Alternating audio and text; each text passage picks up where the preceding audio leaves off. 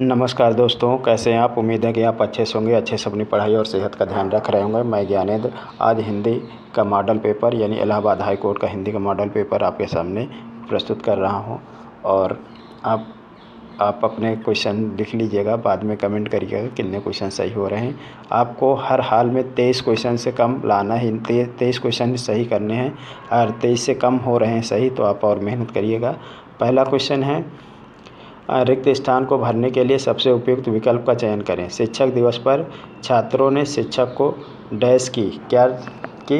तो A option हस्तगत, B option है यहाँ प्रदान हो जाएगा, प्रदान, और सी ऑप्शन है भेंट, और डी ऑप्शन है दान। तो इसका आंसर बताइए क्या हो जाएगा। तो यहाँ इसका आंसर हो जाएगा सी यानी भेंट की। नेक्स्ट क्वेश्चन है, कृपाण का विलोम आपको बताना है। ए ऑप्शन है कर्मठ, बी ऑप्शन है कठोर, सी ऑप्शन है सरल, और डी ऑप्शन है दाता। तो बताइए इसका आंसर क्या हो जाएगा दूसरे का। तो दूसरे का आंसर बताइए क्वेश्चन नंबर 2। तो कृपाण का हो जाएगा दाता यानी डी आंसर सही हो जाएगा, दूसरे का डी। नेक्स्ट क्वेश्चन लेते हैं, दिए गए शब्द के समानार्थी शब्द का चयन करें। बाण का आपको साइनोनिम्स बताना है यानी पर्यायवाची शब्द बताना है। ए ऑप्शन है नाराज, बी ऑप्शन है तनय, डी ऑप्शन है दहन, सी ऑप्शन है दहन, डी ऑप्शन है आगम। तो तीसरे का आंसर दीजिए। कोशिश करना है आपको, कोई गलती नहीं करना, 23 तो सही होने ही चाहिए। तो इसका आंसर क्या हो जाएगा, ए आंसर हो जाएगा। आप अपना स्कोर ज़रूर लिख लीजिएगा। पंकज किसका पर्यायवाची है आपको बताना है। ए ऑप्शन है वस्त्र, बी ऑप्शन है किरण, सी ऑप्शन है कमल, डी ऑप्शन है आँख। तो बताइए पंकज किसका पर्यायवाची है।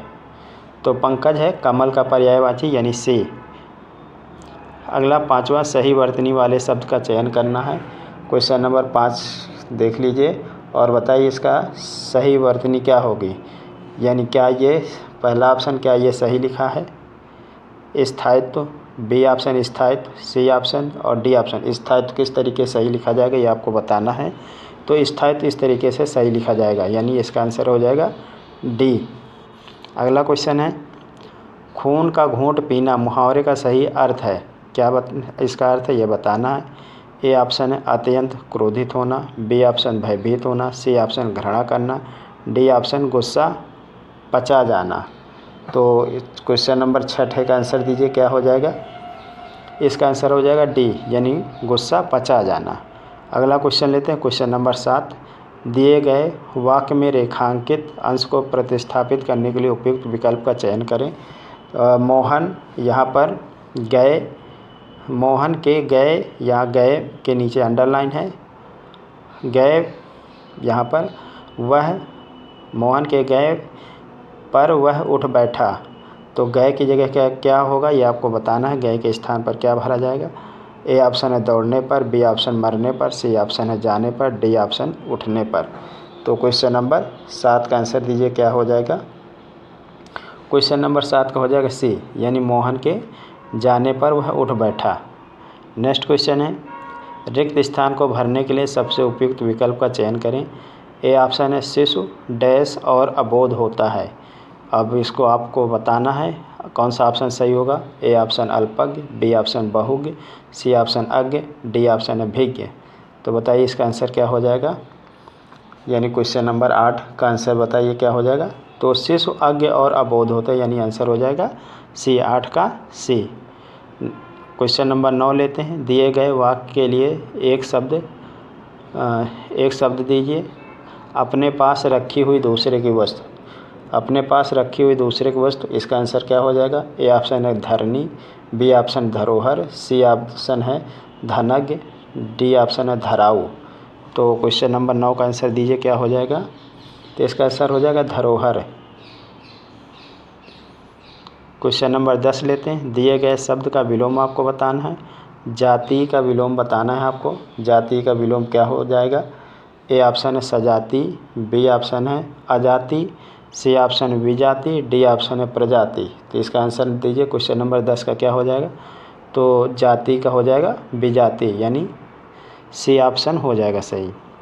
नेक्स्ट है क्वेश्चन नंबर 11, दिए गए वाक्य में रेखांकित अंश को प्रतिस्थापित करने के लिए सबसे प्रयुक्त विकल्प का चयन करें। पृथ्वी का रूप गोल है, अब आपको बताना है रूप की जगह क्या भरा जाएगा। ए ऑप्शन है प्रारूप, बी ऑप्शन है स्वरूप, सी ऑप्शन है प्रकार और डी ऑप्शन है आकार। तो बताइए इसका आंसर क्या हो जाएगा क्वेश्चन नंबर 11 का। तो पृथ्वी का आकार यानी गोल है, डी ऑप्शन सही हो जाएगा, पृथ्वी का आकार गोल है। नेक्स्ट क्वेश्चन लेते हैं। धन से संबंध रखने वाला वाक्य के लिए एक शब्द क्या होगा। ए ऑप्शन है संपत्ति शास्त्र, बी ऑप्शन है भौतिक, सी ऑप्शन है आर्थिक, डी ऑप्शन है अर्थशास्त्र। तो 12 का आंसर दीजिए क्या हो जाएगा। तो 12 का आंसर हो जाएगा सी यानी आर्थिक। नेक्स्ट क्वेश्चन लेते हैं। Question number 13। पेपर सरल आता है, बस कंडीशन ये है आपको ध्यान से 23 से एक भी क्वेश्चन कम नहीं सही होना चाहिए। कम से कम 23 या हो सके 25 में 25 हिंदी आपकी पूरी सही होनी चाहिए। जीएस में हो सकता है 1-2 करंट अफेयर का पुराना पूछ लेता है तो वहाँ डाउट हो जाता है, 1-2 क्वेश्चन जीएस में गलत हो सकते हैं। इंग्लिश में हो सकता है 1-2 गलत हो जाए, लेकिन आपको हिंदी एक भी गलत नहीं करना, 25 में 25 करना है। पेपर सरल आता है। अब देखते हैं।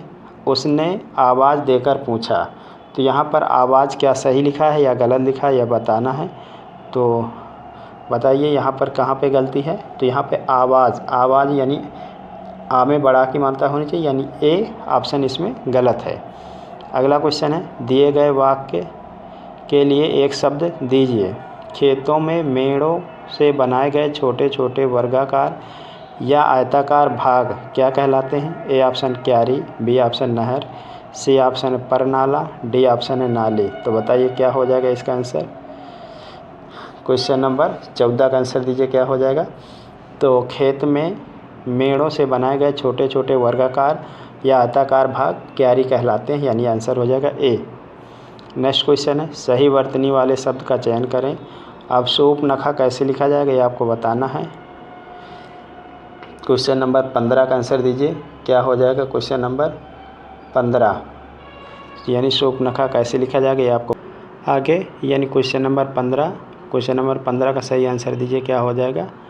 तो क्वेश्चन नंबर 15 को हो जाएगा ए, ये शुद्ध है बाकी सारे अशुद्ध हैं।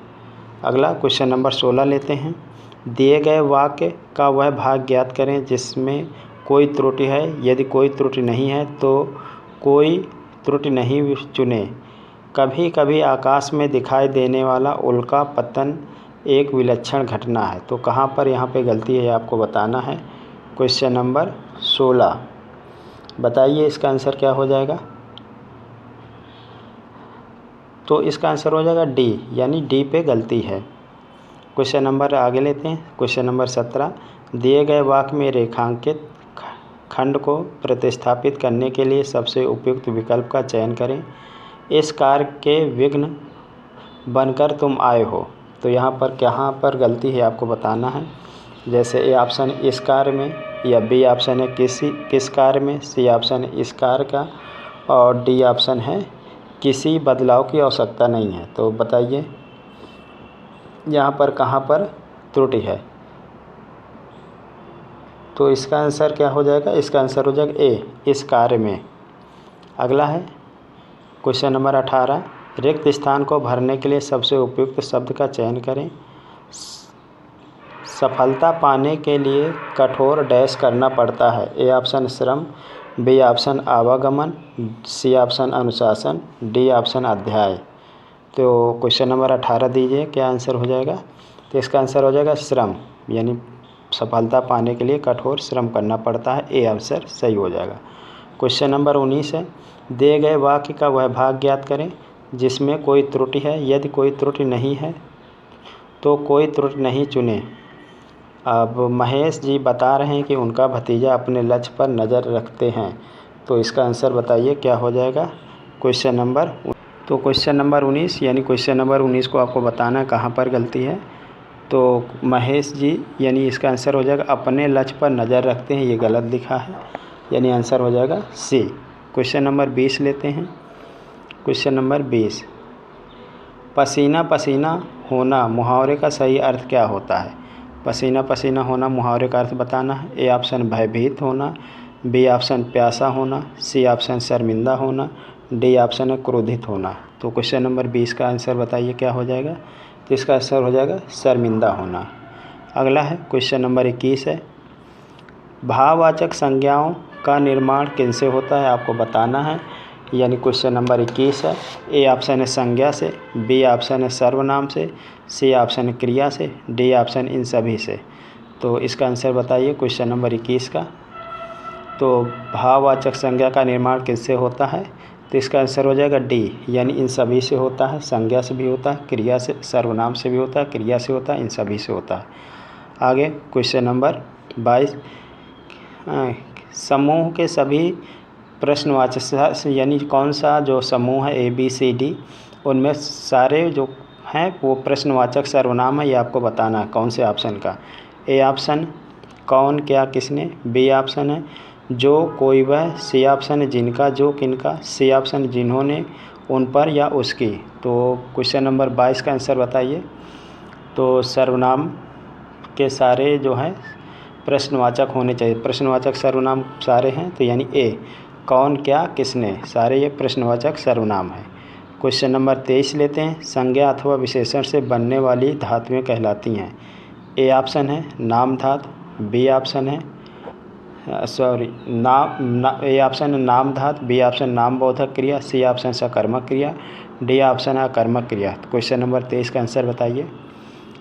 तो इसका आंसर हो जाएगा ए नाम धातु, संज्ञा अथवा विशेषण से बनने वाली धातुएं कहलाती हैं नाम धातु। क्वेश्चन नंबर 24, विशेषण के भेद कितने हैं, ये आपको बताना है विशेषण के कितने भेद हैं। ए ऑप्शन है 3, बी ऑप्शन है 4, सी ऑप्शन है 5 और डी ऑप्शन है 6। तो क्वेश्चन नंबर 24 का आंसर दीजिए, विशेषण के कितने भेद होते हैं। तो इसका आंसर हो जाएगा बी, यानी विशेषण के 4 भेद होते हैं। क्वेश्चन नंबर 25 है, यानी लास्ट क्वेश्चन, क्रिया के मूल को कहते हैं। ए ऑप्शन है क्रिया विशेषण, बी ऑप्शन है धातु, सी ऑप्शन है संयुक्त क्रिया, डी ऑप्शन अव्यय। तो क्वेश्चन नंबर 25 का आंसर बताइए। क्वेश्चन नंबर 25 का क्या हो जाएगा। और आपसे निवेदन है मेरे चैनल को सब्सक्राइब करिए, डेली आपको एक मॉडल पेपर लेकर के आऊँगा इलाहाबाद हाई कोर्ट का। और आप शर्त ये है कि आपको हिंदी में 25 में कम से कम 23 तो सही करने ही हैं, हो सके तो 25 में 25 करिए, क्योंकि पेपर सरल आता है और सब बच्चे जो है 25 में 25 हिंदी करते हैं। GS 24 या GS में 23 सही होने चाहिए। तो कुल मिला के आपको 95 का टारगेट लेके चलना है 100 में। तो इसका आंसर क्रिया के मूल को क्या कहते हैं, क्रिया के मूल को धातु कहते हैं। धन्यवाद, नमस्कार। मेरे चैनल को सब्सक्राइब करिए, लाइक करिए, कमेंट करिए। नमस्कार।